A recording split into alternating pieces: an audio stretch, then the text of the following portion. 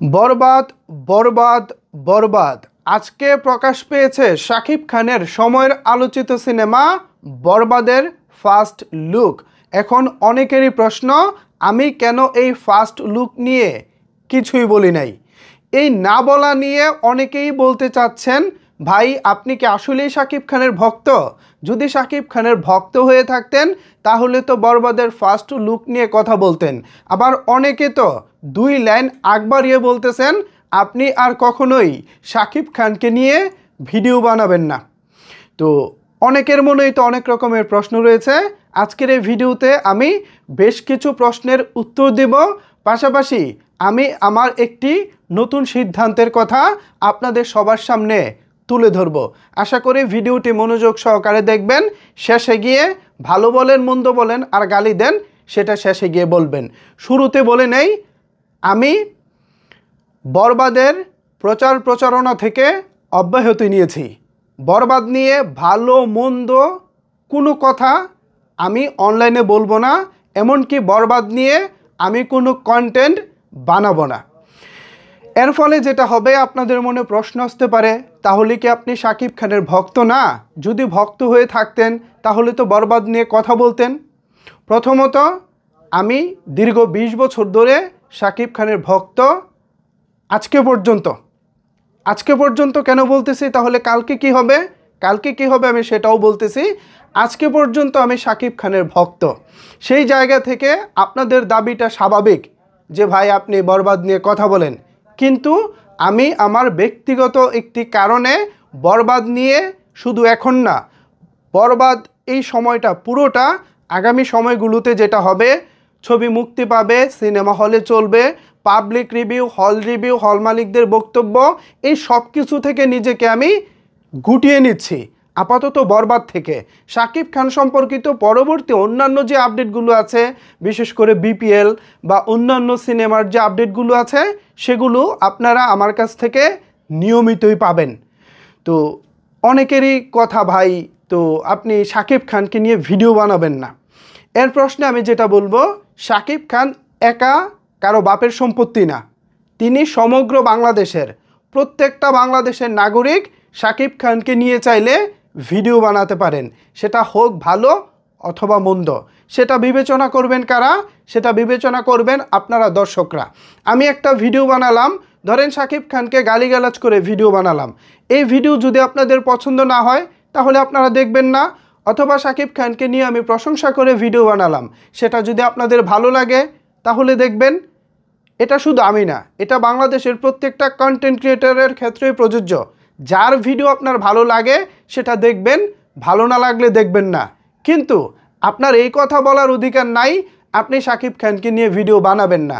শুধু আমি কেন ভাই, বাংলাদেশের প্রত্যেকটা কন্টেন্ট ক্রিয়েটর চাইলে শাকিব খানকে নিয়ে ভিডিও বানাতে পারে, কারণ শাকিব খান কারো বাপের সম্পত্তি না, শাকিব খান সবার। সো এই ধরনের কথা যারা বলেন, প্লিজ একটু পড়াশোনা করে আসুন, আপনাদের তাহলে অনেক কিছু জানাশোনা হবে। অনেক কিছুই জানেন না তো, মোবাইল পাইছেন, একটা মন চাইলেও লিখে দিলাম, এই আর কি। যাই হোক, তো এরপরে আমি আপনাদেরকে একটি সিদ্ধান্তর কথা বলতেছিলাম, যে একটি সিদ্ধান্ত জানাবো। আমি কন্টেন্ট ক্রিয়েশন পেশায় আছি প্রায় 5 বছর হয়। আমার এই ইউটিউব চ্যানেলটি খুলেছি দীর্ঘ প্রায় 5 বছর হয়। 2019 সাল থেকে 2024, এই 5 বছরে আমার চ্যানেলে আমি ম্যাক্সিমাম 99% ভিডিও শাকিব ভাইকে নিয়ে বানানোর চেষ্টা করেছি। ভবিষ্যতে হয়তো কম বেশি শাকিব ভাইকে নিয়ে বানাবো, এবং এতদিন নিজেকে আমি একজন গর্বিত শাকিবিয়ান হিসেবেও দাবি করেছি। আজকে থেকে আমি অ্যাজ এ শাকিবিয়ান ভক্ত হিসেবে আমি আমার জায়গা থেকে সরে দাঁড়াচ্ছি। আজকে থেকে আমি কোনো শাকিবিয়ান নই। আপনাদের চোখে আমি একজন ভিউ ব্যবসায়ী, কন্টেন্ট ক্রিয়েটর। একজন কন্টেন্ট ক্রিয়েটরের লক্ষ্যই থাকে তার ভিডিওটা কিভাবে সবার কাছে পৌঁছাবে, সবাই দেখবে। সেই দিক থেকে এটা একটা ভিউ ব্যবসা। তো যেদিন থেকে আমি কন্টেন্ট ক্রিয়েটর হয়ে গেছি, আমার কেন জানি মনে হয় কোনো না কোনোভাবে আমি আসলে শাকিব খানের কাছ থেকে আসলে দূরেই সরে গেছি। আপনারাও প্রায়ই কমেন্ট করে বলেন, ভাই আপনি তো ভিউ ব্যবসায়ী, হ্যান ত্যান অনেক কথা বলেন। তা আমি আসলে চিন্তাভাবনা করেছি প্রকৃতপক্ষেই আজকে থেকে একজন ভিউ ব্যবসায়ী হয়ে যাব, এবং শাকিব খানের পাশাপাশি সবাইকে নিয়ে কাজ করব। বাংলাদেশের মিডিয়া অঙ্গনে যত নায়ক নায়িকা আছে সবাইকে নিয়ে কাজ করব, তবে এর মধ্যে আমার চেষ্টা থাকবে সর্বোচ্চ ভালোভাবে শাকিব খানকে তুলে ধরা। যেহেতু তার ভক্ত ছিলাম এক সময় এবং তার প্রতি আমার একটা আলাদা আবেগ অনুভূতি কাজ করে, সেই জায়গা থেকে আমি সর্বোচ্চ চেষ্টা করব তাকে নিয়ে সবসময় একটু বেশি বেশি কথা বলার জন্য, আর বাকি যারা আছে তাদেরকে নিয়ে অল্প স্বল্প কথা বলবো আর কি। খুব বেশি প্রাধান্য দিব না, যদি না সেখানে জরুরি কিছু হয়।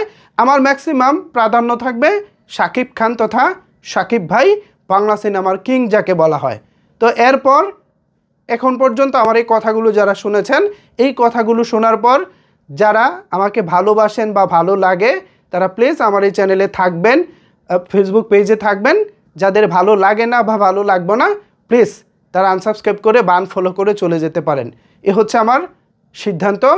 বরবাদ থেকে আপাতত অব্যাহত নিয়েছি, বাট শাকিব ভাইয়ের অন্যান্য যে নিউজগুলো আছে সেই নিউজগুলো আপনারা নিয়মিতই পাবেন। এটা হচ্ছে আমার সিদ্ধান্ত আমার জায়গা থেকে।